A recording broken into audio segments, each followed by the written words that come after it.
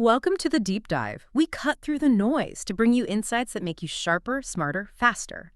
Today, we're doing a deep dive into a really specific part of golf, one that lots of players kind of gloss over. But it holds this, well, absolutely staggering key to lower scores. We're talking about that 50 to 100-yard range, the scoring zone. Exactly, that crucial area where so many strokes are gained or lost. Right. And our mission today is pretty clear. We're pulling out the key insights from a strategic guide all about this zone. We want to equip you with the knowledge to, really master this vital part of your game. It's often underappreciated, isn't it? Totally. It's easy to get, caught up in the big drives, right? Yeah. Or the drama of a long putt, those highlight moments. Yeah, the flashy stuff. But what about everything in between? The scoring zone, that's where precision, control, smart thinking, it all comes together. And here's the kicker for amateur golfers. We actually hit shots from this range way more often than the pros do in a round. That's a critical point.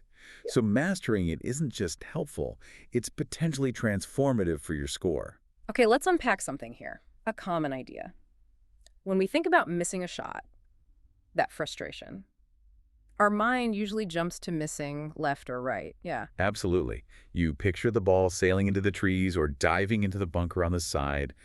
Directional misses feel like the main enemy. But maybe that's not the whole story, or even the main story. Well, what's fascinating, and this is backed by a lot of data, thousands of rounds analyzed, that assumption is often wrong, especially inside 100 yards. Really? Yeah. The most common and honestly the most costly misses in that scoring zone. They're not left or right. They're almost always distance related. So too long or too short? Exactly. Shots flying the green into trouble behind, or landing way short, maybe in a bunker, or leaving a really long putt. Those are the shots that wreck your score. Wow. Okay. And the stats are pretty stark. Take, say, a 5 handicap golfer. Their vertical misses, long or short, average about 12 yards. 12 yards. Okay. Now, compare that to their left-right misses from the same distance. That average is only about 7 yards. So almost double the error vertically. Pretty much. And it's not just amateurs. Even the pros, their up and down dispersion is consistently bigger than their side-to-side dispersion. Yeah. It's just a fundamental part of hitting these shots. That is a genuine aha moment for me. I mean, I've spent so much time worrying about keeping it straight. We all do. When the data, the cold, hard data, says the real monster is just hitting at the right distance, it really highlights this huge area for improvement that, honestly, very few golfers actively train for. We're grinding on the range on the driver. Trying to fix that tiny fade. Yeah. When maybe we should be dialing in that 75-yard shot, understanding and actually managing that vertical dispersion. That seems like the key. It absolutely is. That's the key to wedge consistency and lower scores right there. So the good news is we can fix this. It's not about needing Tour Pro power. Not at all. The encouraging thing is that mastering this zone isn't about brute force. It's about smart strategy, repeatable technique. It's about understanding what works. Okay, let's get practical then. What's the first tour-proven strategy we can use? Right, let's start with the clubs themselves. Optimizing your setup. Specifically your wedges. Ah, the gapping conversation. Exactly. And here's where it gets really interesting, because a lot of us, probably without even thinking about it, are making a pretty big mistake at the bottom end of the bag. Okay, what's the mistake? It's having these huge distance gaps between wedges. Maybe your pitching wedge goes 110, but your sand wedge only goes 70. Leaving that massive hole in between, like 80, 90 yards. What do you hit? Precisely. You're forced to guess, or try a weird half swing, or muscle up on a shorter club. It's inconsistent. And why does that happen? Are we carrying the wrong stuff? Often, yeah. People carry maybe an extra fairway wood or a long iron they frankly almost never use, thinking they need it for that one miracle shot per round. Guilty as charged sometimes. We all are. But look at the pros. They almost all carry 4, sometimes even 5 wedges. 5 wedges? Yeah, and there's a very specific reason. Tighter spacing. They want a club for pretty much every yardage from, say, 40 yards up to 120 or so. They eliminate the guesswork. So the advice for us then is take a hard look at the bag. Absolutely. That 5 wood you hit twice a year, or that 4 iron that feels like a brick. Yeah. Maybe swap it for another wedge, a gap wedge, maybe another lob wedge with different bounce. That one change can make a massive difference inside 100 yards. Because you just have more options. It's more than options. It's about having the right option. Smaller gaps mean you consistently have the right club for the shot. So you can make a more committed full swing. Right, exactly. You're not manufacturing shots nearly as much. You pull the club, design for that distance, make your normal swing. It leads to way more consistent distances. And fewer of those possibly long, short misses we talked about. Bingo. You're taking the guesswork out. Okay, strategy 1, fix the wedge gaps. Makes sense. But, even with the right clubs, hitting those precise distances, especially with wind, that's still tricky. How do the pros control the ball flight itself? Yeah, this is a big one. Controlling the trajectory. This is our second key strategy. So what's the secret there? Well, here's something you almost never see a tour pro do, unless they absolutely have to. Hit a high, floaty wedge shot. Really? I thought high and soft was the goal. Only in very specific situations, like over a bunker to a tight pin. Their standard shot, their bread and butter from that range, it's a low-launching, high-spinning shot. Low launch, high spin. Okay, why? Couple of reasons. It's much more stable in the wind. A low shot just cuts through it better. Right, less likely to get blown off course. Exactly. Yeah. And it's easier to predict where it will land and how much it will release. It's just more controllable. Makes sense. So how do we hit that shot? Is it complicated? Not really. It's about setup and impact. First, position the ball a bit further back in your stance than you normally would, maybe just inside your back heel. Okay, ball back. Then, crucially, lean the shaft forward at setup. Get your hands well ahead of the ball. Creates that forward press. Got it. Hands forward. And the swing thought. It's about making a crisp downward strike through the ball. Think about hitting the front of the ball into the turf. Don't try to scoop it or lift it. So hitting down makes it go low but spin more? That feels kind of counterintuitive. It does, but that's the physics. The downward strike with forward shaft. Lean de-lofts the club face at impact, creating that lower launch. But the grooves still grab the ball cleanly, generating lots of spin. Is there like a target launch angle? Yeah, for a rough guide, you're aiming for the ball to launch at about 50% of the club's static loft. So hit a 60-degree wedge, you're looking for around a 30-degree launch. Wow, that is low. It feels low, but it works. Okay, so why does it work so well? You mentioned wind. Right. Wind stability is huge. Lower shots hold their line better, period. Okay. They also land more predictably. Less time in the air means less chance for weird stuff to happen. And the high spin means they stop quickly on the green.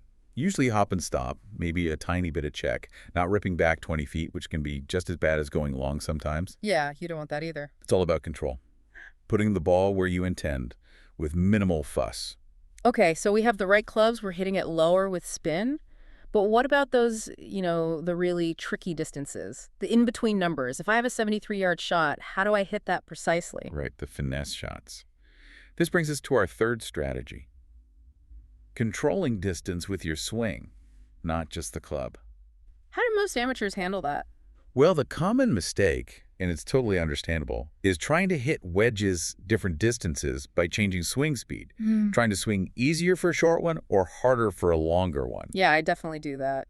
Try to take something off it. And what usually happens? Sometimes it's great. Sometimes it's way short. Sometimes I blade it because I decelerated. Exactly. Yeah. It leads to inconsistent contact, inconsistent rhythm, and wildly different results. One shot is nuked, the next dribbles halfway there.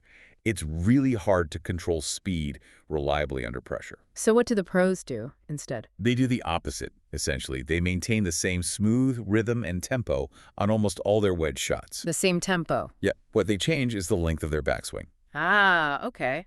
The clock system. You got it. The clock system is a fantastic way to visualize and practice this. Explain that quickly for anyone who hasn't heard of it. Sure. Imagine your body is the center of a clock face when you address the ball. For a right-hander, if you take the club back so your left arm is parallel to the ground, that might be your 9 o'clock position. Okay, like a standard pitch shot, maybe. Right. That's your benchmark for a certain distance, maybe your medium wedge shot. Yeah. Now, if you need to hit it longer, you take a slightly longer backswing, maybe up to 10 or 10.30 on the clock face. Same tempo, just longer swing. Shorter shots. Same idea. A shorter backswing, maybe only to 8 o'clock, or even 7:30 for those really delicate little shots. Yeah. You calibrate different backswing lengths to different distances. With the same smooth rhythm. That's the key. Consistent rhythm, variable length. Do pros actually think, okay, this is a 9 o'clock shot? Some might start that way when learning, but honestly, most develop a feel version of this through tons and tons of practice. Right, muscle memory. Exactly. They just know what a 65-yard swing feels like compared to an 80-yard swing. But the underlying principle is the same, controlling length, not speed. And why is that so much better? Because controlling swing length is far more reliable and repeatable than trying to consciously control swing speed. It leads to more solid contact, more consistent rhythm. And therefore better distance control. Tackling that vertical dispersion again. Precisely. Fewer shots that are way too long or embarrassingly short. It just tightens everything up. It simplifies the task. Makes a lot of sense. Okay, so we've got club setup, ball flight, distance control through swing length. But there's more to it on the course, right? Like strategy, where to aim. Absolutely. Perfecting the swing is only half the battle. Smart course management, especially in this scoring zone, is crucial. That's our next layer. What's the big strategic insight here? It comes down to target selection, especially with tricky pin positions. When the flag is tucked right near the front edge, maybe over a bunker or way in the back near the fringe. Yeah, those sucker pins. Exactly. What's the temptation? To go right at it, try and stick it close. Right. But what's the risk? Well, if you're aiming at a front pin and come up even slightly short, you're in the bunker. Or, maybe even worse, roll back down a slope. And if you aim at a back pin and fly it just a little long. You're over the green in deep rough, or worse, big numbers loom. Precisely. The risk associated with aiming directly at those edge pins is often way too high, especially considering that average vertical miss we talked about. So what's the smarter play? What do the pros do? They play the percentages. They understand their dispersion pattern. Instead of aiming directly at a dangerous flag, they often pick a lane. Pick a lane. Meaning They aim maybe 10, 15 feet to the side of the flag, towards the center, the fattest part of the green. even if the flag is way over on one side, they aim towards the middle. Often, yes, or at least away from the immediate danger. They are playing to a larger target area, giving themselves a bigger margin for error with their distance. Okay, explain why that works so well. Because it dramatically reduces the penalty for a small miss. Remember that 12-yard average vertical miss for a 5 handicap? If you aim at the middle of the green, being 6 yards short or 6 yards long, usually still leaves you on the putting surface. Right, with a putt for birdie or an easy two-putt par. Exactly. But if you aim at that front pin and you're 6 yards short, you're chipping from the bunker. If you aim at the back pin and you're 6 yards long, you're scrambling from the rough. So it's about managing the miss, making your misses less destructive. Perfectly put. It's smart risk management. You accept that you won't hit every shot perfectly, so you play a strategy that makes your average result much better. You secure par more often, avoid blow-up holes, and hey, if you hit a great shot, you still got a decent look at birdie from 15 feet. It's playing to your dispersion zone, not just chasing the flag. Conservative target, aggressive score. That's a great way to think about it. It's disciplined, strategic golf. Okay, this is all fantastic stuff. Better gapping, lower flight, clock system, smarter targets. But how does the average golfer actually practice this effectively? How do you take these insights and, make them stick without having a coach watching every swing? Yeah, that's the million-dollar question, isn't it? How do you translate theory into practice?